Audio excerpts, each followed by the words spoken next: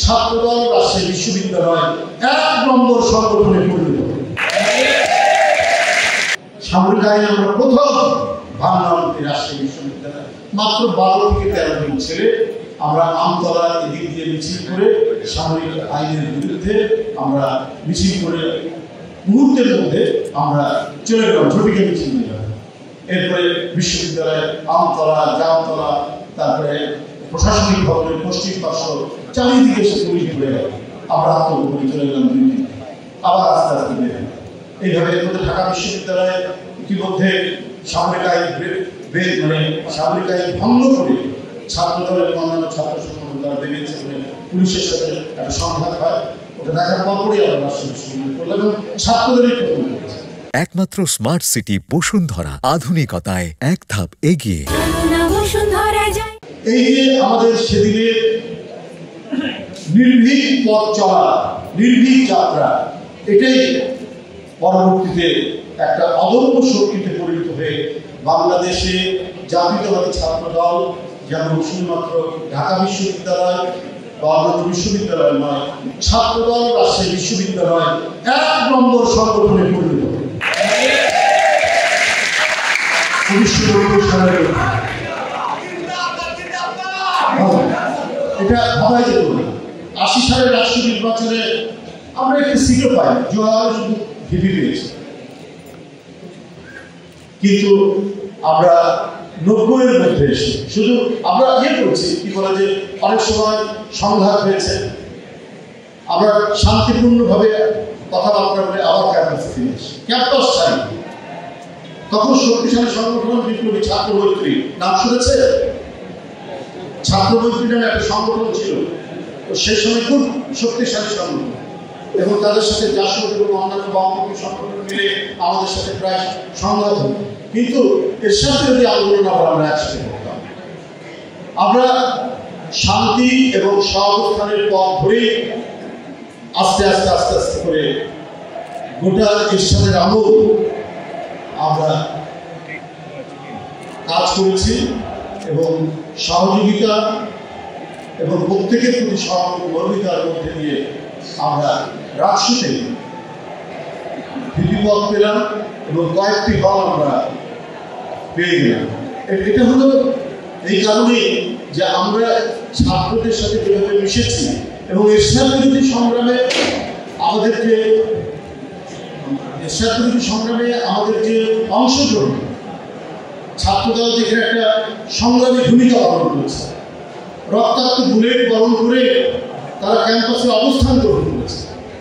এই কারণে সাধারণ ছাত্ররা আমাদেরকে গ্রহণ করছে। এর পরবর্তী পর্যায়ে যদি ছাত্র রাজনীতি যে ধারাবাহিকতা এটা যদি অব্যাহত থাকে, তাহলে ছাত্রদল পরবর্তী পর্যায়ে আরো উত্তর আরো ভালো দিকে এগিয়ে যায়। যাই হোক, এখন একটু ভিন্ন পরিস্থিতি। ১৬ বছর ফ্যাসিবাদী শাসনের পরে মোটামুটিভাবে বিভিন্ন বিশ্ববিদ্যালয়ে আমরা একটা সহাবস্থান দেখতে পাচ্ছি। এই সহাবস্থান ধরে রাখা, কমপক্ষে ইউনিভার্সিটির ভিতরে যদি একটি গণতন্ত্রের আবহাওয়া থাকে, গণতান্ত্রিক পরিবেশ থাকে, তাহলে যারা ভালো রাজনীতি করতে চায়, যারা শিক্ষার পরিবেশ সৃষ্টি করতে চায়, শিক্ষা এবং রাজনৈতিক চর্চা এই দুটাকে অব্যাহত রাখার একটা প্রচেষ্টা তাদের মধ্যে থাকবে, সেই সংগঠনটি বিকাশ পাবে। ছাত্র রাজনীতি তো শুধুমাত্র জাতীয় রাজনীতি তো তারা বুঝবে, অংশগ্রহণ করবে, কিন্তু কখনো তাদের মূল দায়িত্ব হচ্ছে বিশ্ববিদ্যালয়ের একটা নিজস্ব কনসেপ্ট আছে। সেই কনসেপ্ট হচ্ছে জ্ঞান চর্চা। সেই জ্ঞান চর্চার জন্য যে পরিবেশ দরকার, সেই পরিবেশ নিশ্চিত করা হচ্ছে ছাত্র সংগঠনগুলির দায়িত্ব এবং যারা ইলেক্টেড প্রতিনিধি হবেন তাদেরও সেই দায়িত্ব। এই দায়িত্ব পালন না করলে বিশ্ববিদ্যালয়ের যে সংজ্ঞা, সেই সংজ্ঞার মধ্যে পড়বে না।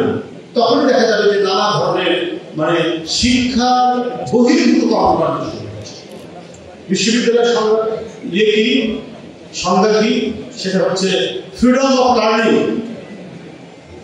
ফ্রিডম অফ স্পিচ তো থাকবে, freedom of learning, freedom of research, freedom of academic tone, যার উদ্দেশ্য হচ্ছে টু কমিউনিকেট উইথ গ্রুপ। সত্যের সন্ধানের জন্য বিশ্ববিদ্যালয়ের ক্যাম্পাস হতে হবে গবেষণার স্বাধীনতা, শিক্ষার স্বাধীনতা, মত প্রকাশের স্বাধীনতা। এটা একজন বিখ্যাত শিক্ষাবিদ এই সংজ্ঞাটি বলেছে। সেই সংজ্ঞা দ্বারা যদি আমরা বিশ্লেষণ করতে চাই বিশ্ববিদ্যালয়, তাহলে আমাদেরকে সেই জায়গাটি উপলব্ধি হতে হবে যে জায়গাটি বিশ্ববিদ্যালয়ের যে আসল যে রূপ, যেটার উদ্দেশ্য, সেই উদ্দেশ্যটা যদি প্রতিষ্ঠিত করা যায়। আমি জাতীয় ছাত্রদলকে অনুরোধ করব আপনারা সেই পথ ধরে।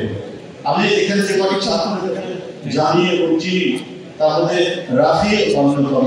কারণ বিগত আন্দোলনগুলোতে, ফ্যাসিবাদ বিরোধী আন্দোলনগুলোতে সে যেমন রাজপথে ভূমিকা রেখেছে, তেমনি তার বিভিন্ন সংগ্রাম আন্দোলনের যে ভূমিকার ধারণাগুলো আমরা জানতাম। তার মতো নেতৃত্ব এখানে থাকা অবস্থায় আমি মনে করি যে এখানে সুন্দর একটি সাংগঠনিক কাঠামো তৈরি, এটা আমি বিশ্বাস করি।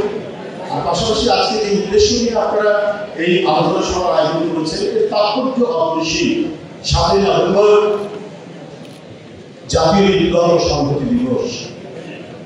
এটি খুব অল্প পরিসরে বলা যায় না, এটা অনেক সময় লাগে। আর আমার পক্ষে আমি রুদ্রগড় সভাও করতে সম্ভব, কিন্তু আমি শুধু এইটুকু বলতে পারি যে আমরা সত্যিকারের স্বাধীনতাটা পেয়েছি এই 7ই নভেম্বর। কারণ একজন স্বাধীনতার একজন তুর্য বাদক লাগে, একজন বংশী বাদক লাগে,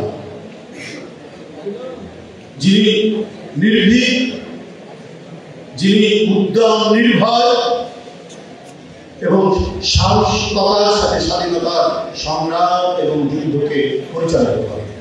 71 সালে আমরা দেখেছি যে আওয়াজটি, যে নির্ভীক আওয়াজটি, আমি জিয়া বলছি, কোনো ধরনের দ্বিধা নেই, কোনো ধরনের এইখানে শঙ্কা নেই, রাজনৈতিক কোনো পরামর্শ নেই। একজন মাতার স্ত্রী, তার পুত্র কে কেমন আছে, কোথায় আছে সেটার খবর নেই। চট্টগ্রাম বালুরঘাট বেড়াতে বলে দিলেন আমি বেগম জিয়া বলছি, আমি স্বাধীনতা ঘোষণা।